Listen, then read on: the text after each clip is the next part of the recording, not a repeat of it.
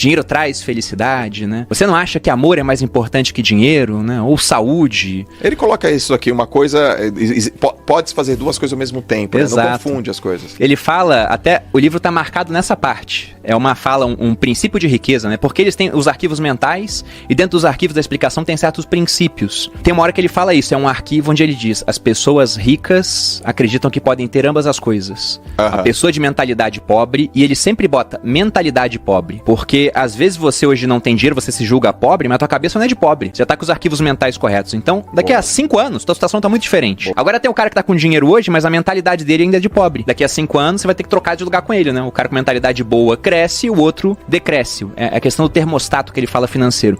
Mas o que ele diz é, quem tem mentalidade pobre julga que ou é uma coisa ou outra. Então isso de ou amor ou dinheiro, ou saúde ou dinheiro, o que ele fala é a mesma coisa que perguntar o que é mais importante, ter o braço direito ou tua perna esquerda. Ambos são importantes, você tem que abrir mão de um pra ter outro. Então isso chega bastante lá, como se, por exemplo, ter mais dinheiro vai te trazer menos felicidade no final das contas, porque traz mais preocupações. Ele também aborda isso, né? Tem lá os arquivos de riqueza. Pô, a pessoa rica, ela se torna maior do que os seus problemas, enquanto a pessoa pobre é menor do que eles. Sim. Então hoje, lógico que eu tenho preocupações que eu não tinha na época que eu não tinha dinheiro. Falando de países, ele fala que o país rico, ele pode se dar ao luxo de adotar caminhos insanos por mais tempo que o pobre. E trazendo pra pessoas, né? A pessoa rica ou a pessoa jovem pode fazer isso por mais tempo do que a pessoa não rica ou a pessoa que já tá com uma idade mais avançada.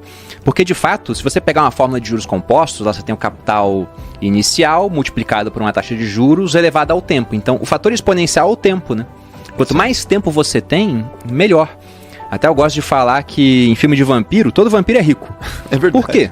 Porque o cara, ele tem o tempo infinito, pô. Se ele investiu $1 lá no começo do século XIX... ele tá rico agora. Tem uma parte do livro que se encaixa justamente nesse teu começo até você mudar. As pessoas ricas acreditam na seguinte ideia: eu crio a minha própria vida.